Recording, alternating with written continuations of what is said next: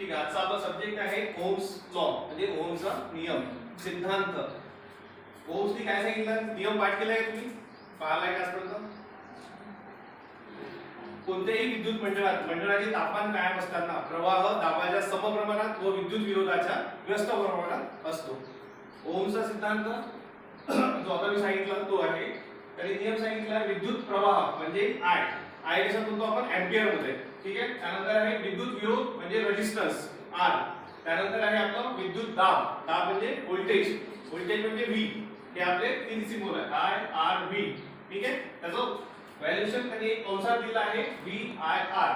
या सूत्रानुसार आपल्याला कोणतेही जर सोल्युशन सोडवायचं असेल, गणित जर सोडवायचं असेल तुम्हाला, तर त्याचे सूत्र आहे आय बरोबर व्ही भागिला आर, आर बरोबर व्ही भागिला आय.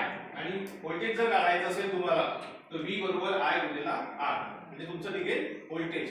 समजा तुम्हाला मीटरचं रीडिंग काढायचं तुमच्या घरातलं, तुमच्या घरात किती ट्यूबलाइट्स आहे, फॅन आहे, लाईट आहे आणि दिवसभरात तुमचं किती रीडिंग फिरते मीटरचं, हे जर तुम्हाला व्हॅल्युएशन त्याची काढायची असेल तर तुम्ही या सूत्रानुसार त्याची व्हॅल्यू काढू शकता. म्हणजे रोज किती रीडिंग तुमचं घरातलं फिरू शकते. समजा 2 फॅन आहे किंवा 2 ट्यूबलाइट आहे, हे तुम्हाला कसं समजेल किती तास फिरल्यानंतर. समजा तुम्हाला व्होल्टेज काढायचं असेल किंवा रेझिस्टन्स काढायचं असेल किंवा एम्पियर काढायचं असेल, हे तुम्ही त्यातून काढू शकता.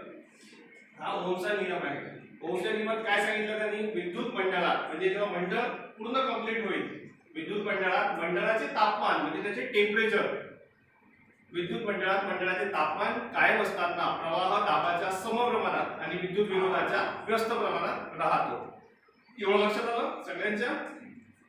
हा आहे आपला ओमचा नियम. याचा आपण प्रॅक्टिकल मध्ये सोडून पाहू, म्हणजे बनवून पाहू प्रॅक्टिकल मध्ये कसं त्याची व्हॅल्युएशन आणि कसं व्होल्टेज वगैरे निघते हे तुम्ही त्या सिद्ध करू शकता.